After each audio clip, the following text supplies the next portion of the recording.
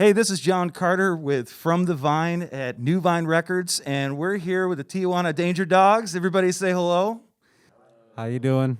And we just had a kick butt show. You guys brought it. It was honestly one of the greatest shows I feel like we've done. I love sitting behind the board on this one.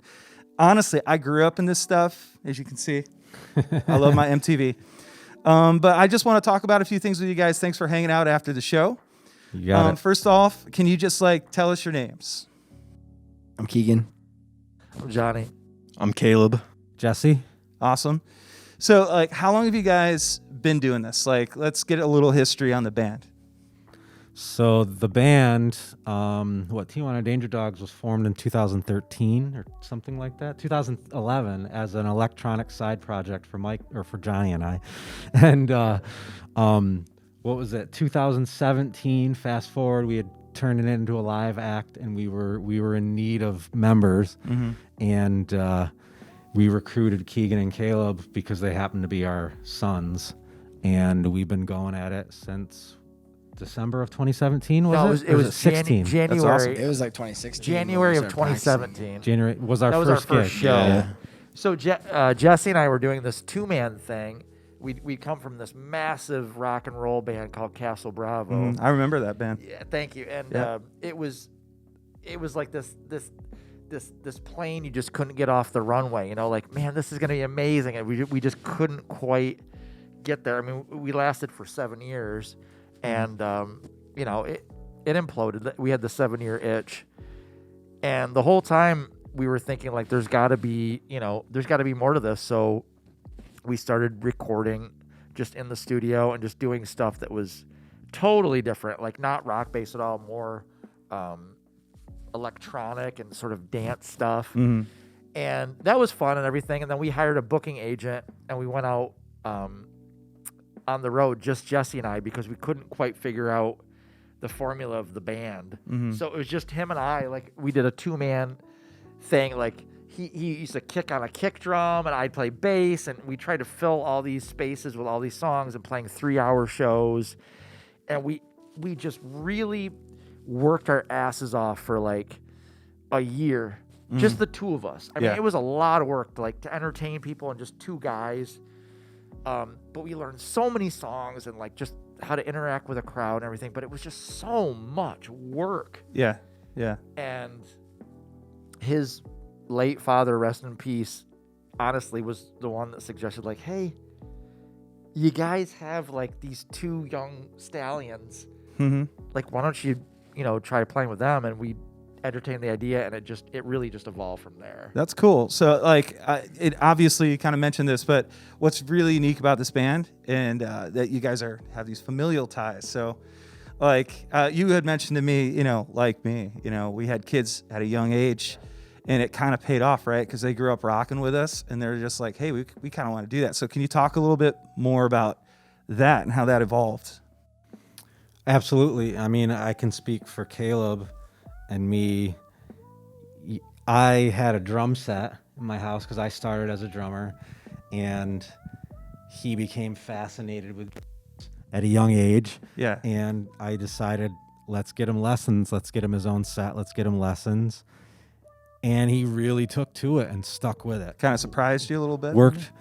You know how kids are. They like something for a minute, and then something else comes up. But he really stuck with it and really worked hard and got really good. Yeah. And then when we got to the point where it was I always thought his first band shouldn't be with his dad. But then, Johnny said, my dad was, I was we need to find a drummer. And he was Jesse, you've got a drummer right upstairs. And I guess I get the you don't want your first the kid's first band to be with their dad, but I grew up in a small town where it was there was nobody that played music, nobody that was into the stuff that I was into. Everybody, so it was that this is my first and only band I've ever been in. I've always been into music, but I've never been in another band before. It's you've never dated anyone else. No, right? now I have, but this is my first band. You Yeah. know, and this is pretty much essentially my only full band project. So getting my it was crazy, you know, Yeah. at first, you know, being 16, 17 years old, going to these like, you know, bar shows where people are getting into fights and all this crazy shit's happening, blah, blah, blah. You know, just Thanks, Dad. Yo, it's crazy. Yeah, people Father offer of the blah, year. blah, blah. Yeah. But it's, you know, It was a little cringeworthy. It like, was. these older women like hitting on Caleb and Keegan. It's It was called- like, it's the cougar this effect. is and just- and we're kind of like Full play. But This like, is different. eventually it kind of like grew into its own thing. Like we have our, obviously me and Caleb are in the gen, like we're the millennials and like they're the Gen Xers and Yeah. they have their, we all have our own, you know, age groups and stuff like that. And so like the dynamic kind of shifted from us playing like bar shows and just out, you know, at that one crowd to Like like learning all covers of our learning cover songs and all that. To us playing more original songs, having more of like, you know, kids our age come out and like Yeah. stuff like that, where and like people that came to see us weren't just going out to get, you know, fucked up at a bar and Right. like there's a live band playing. It's Yeah, like it's they came actually to see us 'cause something they happening wanted- or some something discipline happening. here, Yeah, yeah. no, so it was really cool. Well, tell them from the way you guys played. I could tell it's not just a hobby for you guys. This is like some real passion, and you know, I grew up with that. You know, my dad was in radio, and so I had some really cool opportunities. I got to meet a lot of people in music, Right. and I ended up playing with my dad in a few bars, and the band was called Station Break because he was like a radio guy. So. And I had the same experience with the Cool. cougar thing. It was weird to talk to mom about it later. Well, you know? then Yeah. this guy started writing songs, and that was like the real shift. It was like Yeah. when Keegan started writing songs, and it was less like, oh, okay, you know, I dictate everything. Like I was the primary songwriter, and it became less of like me showing these guys songs versus like us collaborating on songs together. An idea. And then it became like, you know, these guys got proficient at like recording and artwork, and it was like, oh, this is like a real thing. And then they just get older, like, you know, Keegan's 21 now, and like we went to Vegas for Caleb's 21st birthday, and it was like this changing of the guard, like your kids are becoming adults, and it's like there's the family, you know, father and son thing. Yeah. But then when you're in the band, it's like, that's my bass player, my singer. Yeah. You got to treat it that way. It's a comrade in arms type of thing. There's a trust. Yeah. And then once you have that trust, it's like, well, this is a real band. Yep. And there's that vibe there. We don't think about, it's the band. I mean, Well, we were talking about that earlier, right? It's like like a familial thing beyond the music.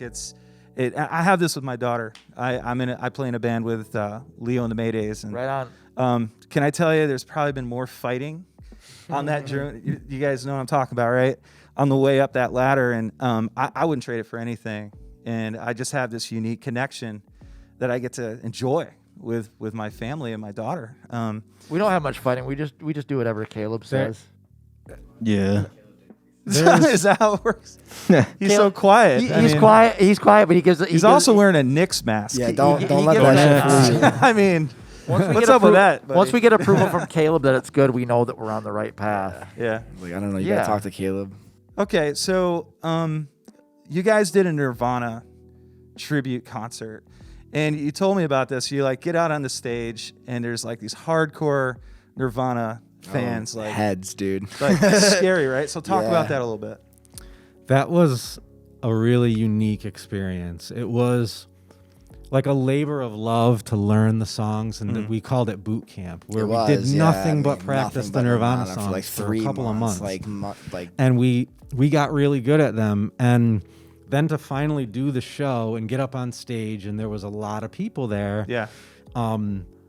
And to have them receive it the way, like, that hard work was so It was much worth emotional. It, It was so emotional. fun. That's awesome. it was our biggest show ever. Yeah, and it was. I remember somebody told me they held up their phone and did like the Shazam thing, and it actually came up as Nirvana when we were playing. And I was like, impressive. they were like, that was like, I felt like, because all of us, like, I loved Nirvana. I mean, when grunge hit, it was like was- such yeah. a big deal And for it's me. a common And ground. I like, never got these to guys see. love It was a Nirvana. change in the I industry. never got completely. to see Yeah. Nirvana, of course. I've seen Pearl Jam a bunch of times, but I never got to see Nirvana. They weren't around very long, and most of the people that I know that love them never got to see them. Yeah. And we had so many people thank us after the show for doing it because they were like, "This was like it brought me back to the '90s," and for people our age, it was like a special thing. And it's really neat to have this next generation who can relate to that music, Right. and really. It's surprising. Well, But it's really not surprising, there's right? certain Because it artists was that really great music. There's certain Yeah, artists that have carved out a niche for themselves. Like Black Sabbath is always going to be cool. Yeah. Nirvana is always going to be cool. Elvis is always going to be cool. That's right, yeah. Like the Beatles, the Rolling Stones. Like, there's a reason why these bands are going to stand the test of time. It's because they did something to like the mass culture of people and listeners. Yeah, they shifted the whole industry. There's a around, reason yeah. why. And Well, I we're- think the story of Seattle is very interesting to me. I mean, Yeah, it was a community of artists that just kind of defied They just logic shifted the in the folks industry. from LA way up north to like this dirty, grungy, like, strange sort Authentic. of atmosphere. Yeah. Reality. That was the moment It was where refreshing. alternative college music became the mainstream. It's It when was at that indie point. became cool. I'm gonna tell you right Yeah, now, yeah. I was one of these. I'm not one of these get off the lawn guys that like, today's music isn't anywhere. Like the '90s were an amazing explosion of not just rock, but hip hop, punk. It was like this everybody's invited sort of thing. Yeah. And honestly, if you search, because there's just so much stuff out there now, there's so much information, but there are great bands out there doing great things, and Right. you just got to look for it. I feel like we're in another time like that. We just came through the pandemic, and Yep. there's some kind of statistic out there that more guitars were bought. Yes. Yeah. Like Guitar Center is like finally having a reason to exist again, and people are learning again through YouTube how to play again. And I kind of am predicting this giant explosion Me too. of creative music out there again. We're gonna just see a wave of it come through. And what are your thoughts on that? I agree. I mean, agree, yeah. it's easy to like get caught up in like the negative, like everything sucks. Like what the hell is going on? Where it's like, nah, I'm like, No, take there's this some as a sweet grain of spots there's some in there. sweetness to this, dude. Like honestly, like the whole pandemic, obviously it's insane and it's impacted people in many different ways. And a lot of it has been negative, but Yeah, music is a community-driven it's a very type bring thing, together. and Yeah, I feel like it's bubbling over. People are just ready to get out there and play again. Last thing, there's an 11th anniversary. Someone mentioned Yeah. here. So do you want to share with that? Well, yeah. I mean, tonight it was interesting when we booked this show. It was April 2nd. It's a very significant date. I had a near-death accident April 2nd, 11 years ago, and I didn't die. I went through a whole lot of stuff, but I'm still here, and it's very life affirming. It's not like this negative thing of like what I lost. It's almost like what I just received as a bonus. It's like these, like what if that would have ended the way it probably should have ended, none of this would have happened. I would have missed out on all this. So it's I couldn't have thought of a better way to like spend this day than with these three guys. I mean, it's Yeah. like the greatest Yeah. life affirming sort of thing. Like all these notes and all these words and everything are kind of rooted in like this experience that we've all shared together.